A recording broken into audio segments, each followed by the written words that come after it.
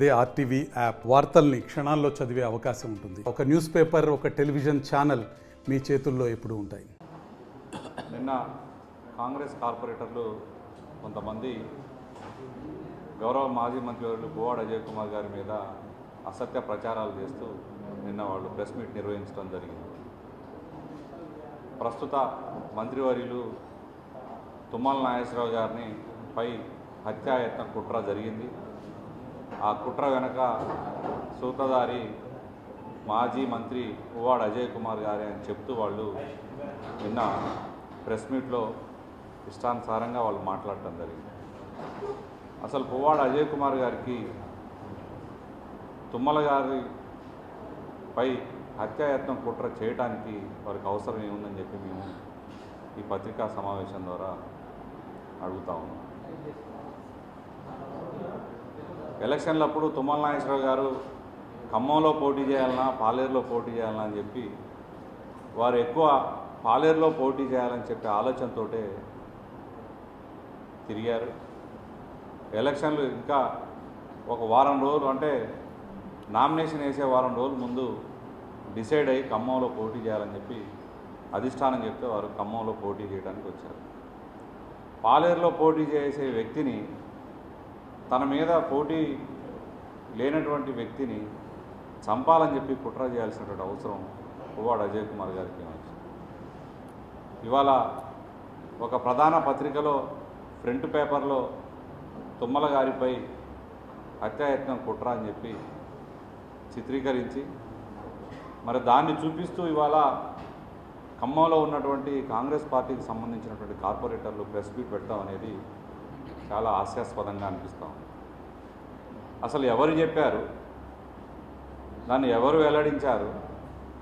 Phone రికార్డింగ్లు ఉంటే ఇవాళ పేపర్లో అయితే మీడియాలో, ప్రింట్ మీడియాలో, ఎలక్ట్రానిక్ మీడియాలో ఏ విధంగా చూపిస్తూ ఉన్నారో మరి మీ దగ్గర రికార్డ్స్ ఉంటే ఫోన్ రికార్డ్స్ వాటిని కూడా అదే తరహాలో ప్రచురించవచ్చు, ప్రజలకు వినిపించవచ్చు. ఇవన్నీ ఏం లేకోకుండా పేపర్లో రాపించి అబద్ధాన్ని నిజం చేయాలని చూస్తే ప్రజలు కూడా నమ్మే పరిస్థితులు లేదు.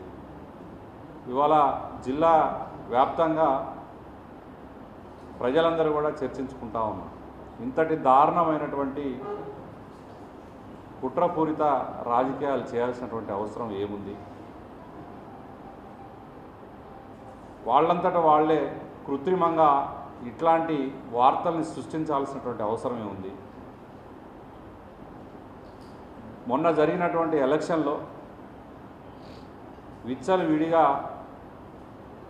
హామీలు ఇచ్చి వాటిని నెరవేర్చని పరిస్థితుల్లో ఇలా ప్రజలంతా కూడా మీరు పార్లమెంట్ ఎలక్షన్లో ఓటర్ల దగ్గరికి పోతే ఎక్కడ నిలదీస్తారో అని చెప్పి ఇవాళ లేనిపోని అన్నీ కూడా ఇవాళ అద్భుత కల్పితాలన్నీ కూడా కల్పించి ఈరోజు ప్రజల్ని మభ్యపెట్టించాలని, ప్రజా సమస్యల్ని తప్పుదారి పట్టించాలని చెప్పి చూస్తున్నటువంటి పరిస్థితిని ప్రజలు కూడా గమనిస్తూ ఉన్నారు. మీరు ముందుగా ఇచ్చినటువంటి హామీలను నెరవేర్చండి. ఇవాళ పట్టణాల్లో, ఖమ్మం టౌన్లో నీటి ఎద్దడి కూడా పెద్ద ఎత్తున ఉన్నది. దాని గురించి మీరు మాట్లాడండి. ప్రజలకి మంచినీళ్ళు ఇవ్వండి.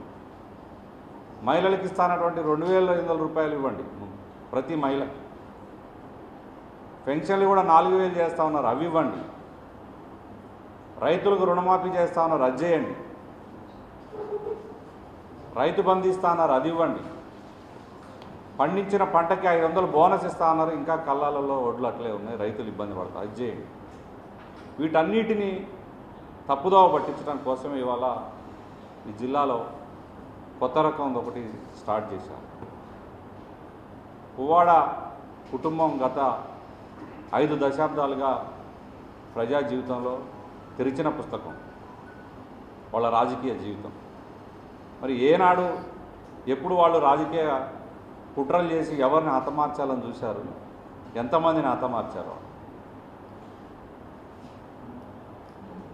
ఇక్కడ లేకుండా పారదోలతాం, గేట్లకి గట్టేస్తాం, బొంద పెడతాం, ఇట్లాంటి మాటలా మీరు మాట్లాడేది? మొన్న జరిగిన ఎలక్షన్లో కూడా ఇట్లనే అబద్ధపు ప్రచారాలు, లేనిపోనివన్నీ సోషల్ మీడియాలో ప్రచురించి లేనివి ఉన్నట్లుగా చేయనివి చేసినట్లుగా చిత్రీకరించి ప్రజలకి పెద్ద భూతద్దంలో పెట్టి చూపించే ప్రయత్నం చేశారు, చూపించారు. తద్వారా విజయం సాధించారు. అయినా మేము కాదనట్లే, నైతికంగా మేము కూడా దాన్ని ఒప్పుకుంటున్నాం. మీ విజయాన్ని మేము కూడా స్వాగతిస్తూ ఉన్నాం. మీరు జిల్లాకి తుమ్మల నాగేశ్వరరావు గారు మంత్రిగా ఉన్నారు. అందరినీ సమానంగా మరి పాలకులుగా మేమంతా పాలితులుగా మరి అందరినీ కూడా సమానంగా చూడాల్సినటువంటి బాధ్యత ఉంది. కానీ ఇట్లా ప్రత్యర్థుల మీద ఇట్లా లేనిపోని అబద్ధాలు సృష్టించి మరి వారిని రాజకీయంగా సమాధి చేయాలి, ఇక్కడ రాజకీయం చేయనీయకుండా చేయాలనే ఒక ఆలోచన ఏదైతే ఉందో అది కరెక్ట్ కాదు. ఇట్లాంటివన్నీ కూడా ప్రజలు గమనిస్తూ ఉన్నారు. మేము బీఆర్ఎస్ పార్టీ నగర పార్టీ నుంచి తీవ్రంగా దీన్ని ఖండిస్తూ ఉన్నాం. ఇట్లాంటి చర్యలు మానుకొని ప్రజలకి చేయాల్సిన పని చేయండి, ప్రజలకు చేసినటువంటి వాగ్దానాలని నెరవేర్చండి అని చెప్పి మేము పత్రికా మీడియా ద్వారా మేము కోరుకుంటా ఉన్నాం. మేయర్ గారు, ఏదైతే నిన్న కాంగ్రెస్ కార్పొరేటర్స్ అంటే ఇందులోంచి బీఆర్ఎస్ నుంచి వెళ్ళిన వాళ్ళు మాత్రమే మాట్లాడారు. బీఆర్ఎస్ నుంచి వెళ్ళిన కాంగ్రెస్ కార్పొరేటర్స్ మాత్రమే మాట్లాడారు.